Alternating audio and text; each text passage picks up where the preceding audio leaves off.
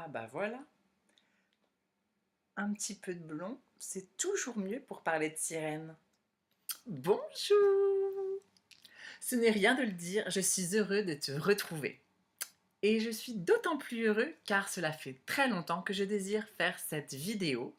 Je sais que toi aussi tu l'attendais, tu m'en avais fait part sur Instagram lors d'un sondage que j'avais organisé il y a de ça 4 ou 5 mois. Mais cette vidéo est dédiée à des livres dans lesquels on retrouve des sirènes. Il ne s'agit pas d'histoires pour enfants, elles sont à destination des young adultes et des adultes. J'en ai lu beaucoup l'année dernière aussi, j'ai de quoi te présenter pas moins de 6 ouvrages. Ceux dont j'ai déjà parlé sur la chaîne, puisqu'il y en a quelques-uns, je ne m'attarderai pas dessus, je n'entrerai pas autant dans le détail que je le ferai pour les autres. Mais si tu veux en savoir plus, sache que tu peux cliquer sur les liens là-haut ou en bas dans la barre d'infos pour plus de précision et plus de détails. C'est le moment, retiens ta respiration, on plonge. Mathias Malzieu est un artiste qui se définit comme un homme poétique. Chanteur du groupe Dionysos, il a écrit de très jolis livres qui ont pour la plupart leur pendant musical à travers un album. La mécanique du cœur, Métamorphose en bord de ciel ou encore Un vampire en pyjama. Gaspard est un surprisier solitaire qui a fermé son cœur à l'amour. Dévoué corps et âme aux fantômes du passé et au Flower Burger, la péniche restaurant légué par sa grand-mère, dont son propre père veut se débarrasser, il ne veut pas renoncer. L'imaginaire et la musique, c'est tout ce qui lui reste, jusqu'à la rencontre de Lula, une sirène. Fidèle à son univers musical et poétique, Mathias Malzieu récidive avec un nouveau roman plein d'amour et d'humour. Sa plume ne me laissant jamais indifférent, quelle ne fut pas ma joie lorsque j'ai découvert qu'il publiait un livre avec une sirène. Et à Paris, qui plus est. De péripéties en calembour, on rencontre des personnages attachants, le cœur en bordoulière ou explosé. Lui est un humain et elle une sirène. Et ils tombent amoureux pendant les inondations de 2016. La scène déborde et les émotions aussi. Avec Mathias Malzieu, notre monde se pare d'autres couleurs, d'émotions fortes et de rires câlins qui t'étreignent le cœur. On se laisse avec plaisir enivrer par cette histoire en se disant que c'est quand même grisant de laisser parler son imagination. Ici, elle est même une question de survie.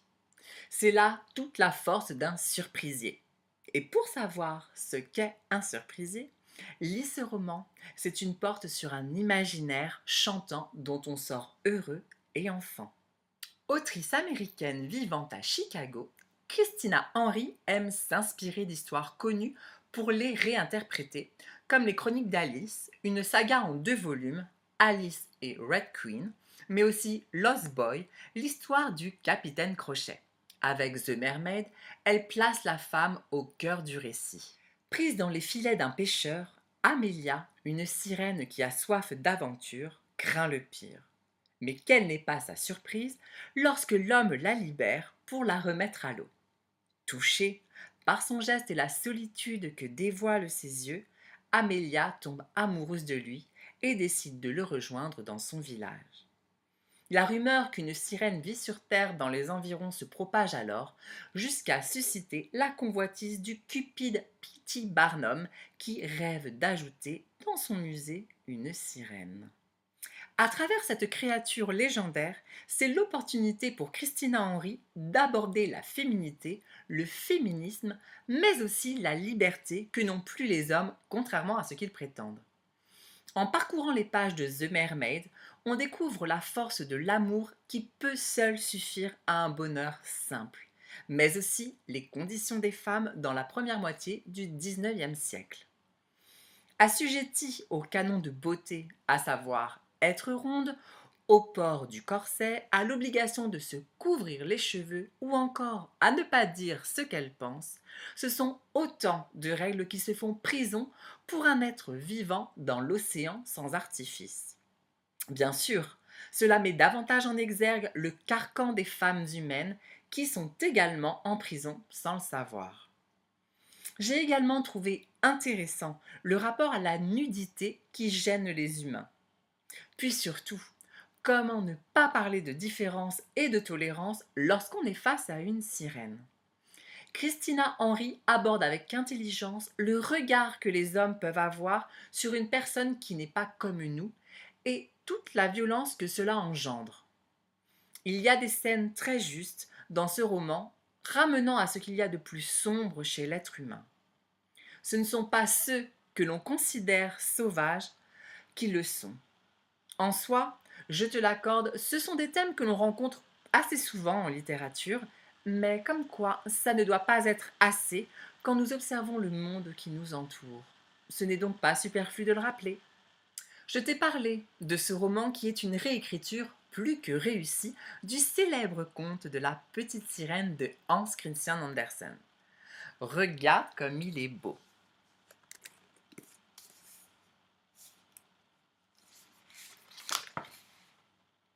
Chouette quand même. Voici le résumé. Au fond de l'océan vit Gaïa, une jeune sirène de 15 ans qui rêve de visiter le monde des humains. Mais son père, un triton impitoyable dont la haine des hommes est irréversible depuis qu'ils ont assassiné sa femme, n'est pas prêt à lui accorder cette liberté. Bien décidé à en savoir plus sur la mort de sa mère dont l'absence la hante, Gaïa va en plus tomber amoureuse d'un homme. Maintenant, si tu veux en savoir plus, clique au-dessus. Mais crois-moi, fais-le car ce roman est superbe et surprenant. Ce roman est si bien écrit et si joli.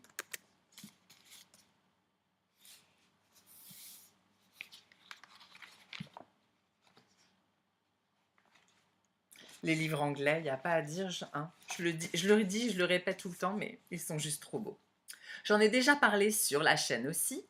Un très beau cadeau que mon amoureux m'a fait pour la Saint-Valentin. C'est un roman que j'ai trouvé fantastique. Il n'a pas encore été traduit, il me semble, et la version originale peut s'avérer un peu plus difficile, contrairement à The Mermaid et The Surface Breaks que je vous ai présenté juste avant. J'espère donc qu'il arrivera en version française très vite. Ce roman se passe dans le Londres du XVIIIe siècle. L'histoire commence en 1785. Le capitaine Jones frappe en pleine nuit à la porte du propriétaire du bateau qu'il dirige, Jonah Hancock. Celui-ci lui apprend qu'il a vendu le navire pour acquérir une sirène.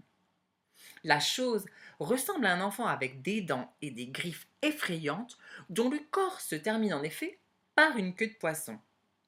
Grâce à cette acquisition, Monsieur Hancock devient riche, mais l'argent ne fait pas tout. Et dans sa solitude, il souhaite conquérir le cœur de la plus belle des courtisanes de la ville, Angelica Niels. Tu veux en savoir plus? Je te mets le lien au-dessus et en dessous. Peachy Peachy Peach est un manga réalisé par Pink Hanamori et Micheto Yokote. Il est composé de 7 tomes, dont le dernier est uniquement un bonus. Les 6 premiers se suffisent à eux-mêmes. Il a fait l'objet d'une adaptation en dessin animé en 2008. Lucie Nanami, princesse sirène réfugiée sur Terre pour fuir les forces du mal et mieux les combattre afin de sauver l'océan, doit garder son secret auprès de Kaito, le garçon qu'elle aime depuis son enfance. Après avoir été sauvé de la noyade 10 ans auparavant par Lucie, celui-ci ne peut oublier sa sirène. Bien que Lucie et la sirène ne soient qu'une seule et même personne, elle ne peut lui avouer la vérité. Elle finirait transformée en bulle. Pendant ce temps, les créatures des ténèbres préparent la capture de Lucie et de ses deux amies, elles aussi princesses sirènes, Anon et Rina. Ensemble, elles doivent retrouver les 7 sirènes pour réunir les perles et ainsi sauver leur peuple. Peachy Peachy Peach a marqué mon entrée dans l'univers du manga littéraire. Je connais bien les mangas animés, mais les livres, je n'avais jamais testé. Et je suis donc heureux de te présenter ce genre littéraire sur la chaîne. C'est une expérience à part entière. Rien que le sens de lecture est déroutant. Le thème des sirènes m'a bien évidemment encouragé à me plonger dans cet univers. Certes, le scénario est enfantin, mais c'est aussi ce qui me plaît. Et les dessins sont magnifiques. Ce sont surtout les yeux. J'adore cette partie du corps dans les mangas. Les yeux des personnages sont remplis d'émotions. Il est presque inutile de lire le texte. Ce qui me séduit aussi dans le manga, c'est le mélange des styles d'illustration, allant de la plus travaillée pour les scènes sérieuses ou d'amour, à la plus simple pour suggérer l'humour. Et là, ils sont trop cute! Je ne pouvais pas réaliser cette vidéo sans évoquer La Sirène de Kirakas, tout simplement parce que j'ai beaucoup aimé ce roman, mais aussi car c'est l'un des premiers que j'ai lu sur le thème des sirènes, en dehors du célèbre conte d'Andersen. J'en ai d'ailleurs parlé en long, en large et en travers, que ce soit sur la chaîne ou sur le blog. J'ai même réalisé une vidéo faisant le parallèle entre le véritable conte et ce roman. Tous les liens sont en barre d'infos. Je ne vais donc pas m'étendre dessus, mais simplement te faire le résumé. À 19 ans, Kalen est transformée en sirène et doit servir l'océan en poussant les humains à la noyade de sa voix fatale pour le nourrir et lui permettre ainsi de faire vivre notre monde.